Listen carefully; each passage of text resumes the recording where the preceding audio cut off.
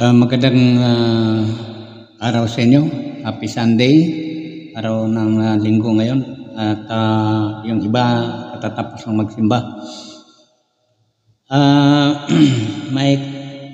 Maiksi akong komentaryo rito tungkol dito sa kalagayan ng ating bansa, lalong-lalo na rito sa ating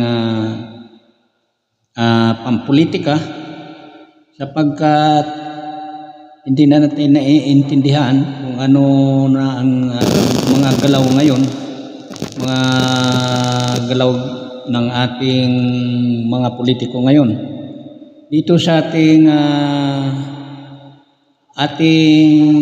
branch ng ating gobyerno,